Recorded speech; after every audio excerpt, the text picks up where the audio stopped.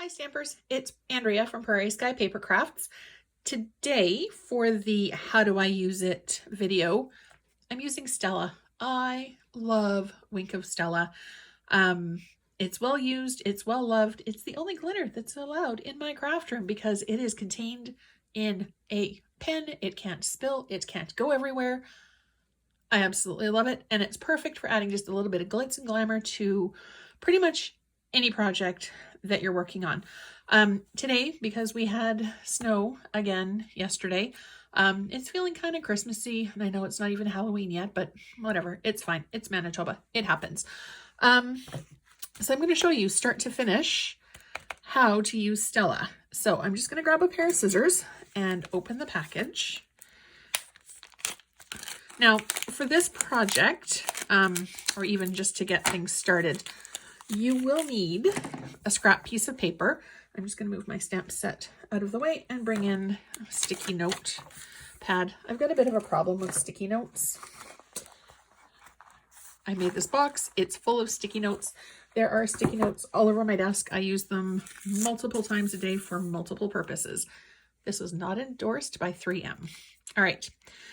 So when you take it out of the package, it's got this spacer ring on it that you will need to take off, and then simply screw it back together.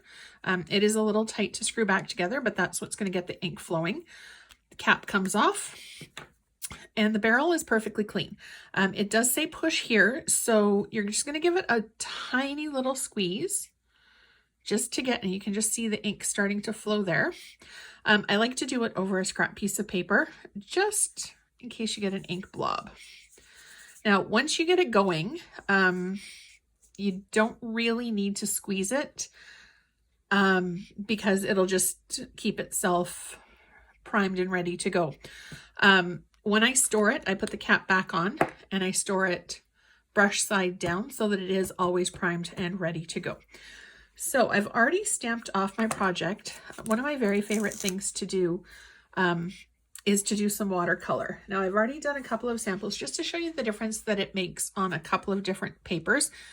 This one is just plain Whisper White. It's a little bit more pink and a little bit softer shade. And this is done on the Fluid 100 watercolor paper. I really love how it gives it, I don't know if you'll be able to see it.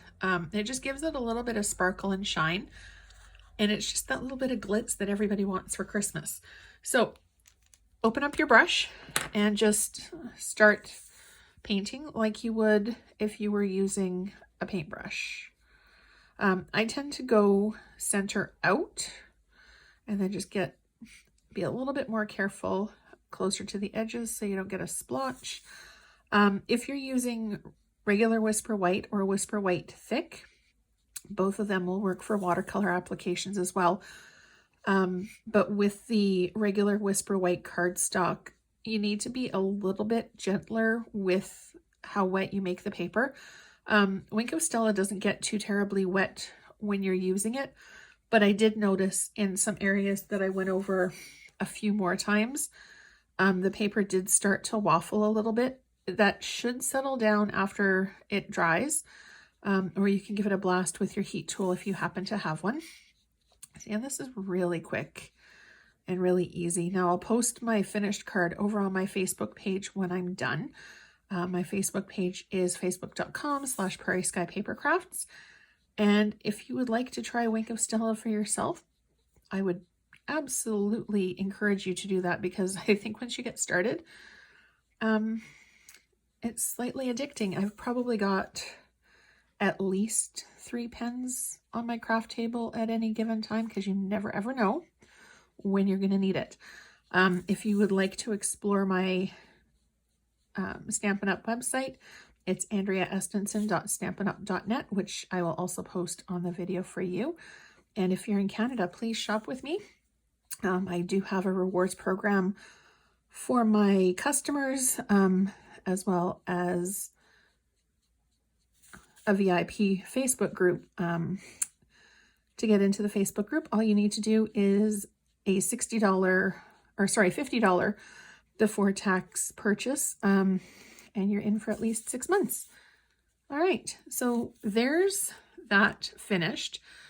It's really lovely and really sparkly. Now, you don't only have to use it for watercolor, and all of the Stampin' Up! Inks are water soluble, so that this will work on any of the ink pads like this. I've done leaf cards, fall cards, spring cards. It's just really pretty and sparkly. Now, you can also use it on the Memories and More card pack. You can add a little bit of bling and shine to the pattern paper, which is on sale until the end of October, 15% off of select ones. So now, because I'm going to be going onto this just to show you how to add a little bit of sparkle to paper, I'm just going to make sure that my brush is cleaned off. So you can see that there was the red on it. You just want to keep going until your brush runs clear. And that's the same as with a watercolor paintbrush as well. I'm going to just bling up Holiday and Cheer, and I'm just going to go, you don't have to be too terribly careful. I'm just going to go ahead and run some lines. Just kind of fill it in a little bit. It's a really subtle color, or effect, which is absolutely beautiful. All right. And I'm going to do Cheer as well. So it's quick, it's easy. You require absolutely no other tools to get a little bit of sparkle and shine on your card, which is something else that I love too about this. I love heat embossing with the metallic colors, but sometimes I don't feel like dragging out my heat tool and doing all of the stuff that's required for that. For this, I just need to sit and brush it over the card. All right, so there's that done. Quick, easy. If you do, as you're using it, you can kind of see the difference between the two of them there. As you're doing this too, it does take a little bit of drying time just because it is a water-based product. I just usually only let it dry for a few minutes, but it doesn't leave sparkle anywhere. You can put it into a card. There's not going to be little bits and pieces everywhere.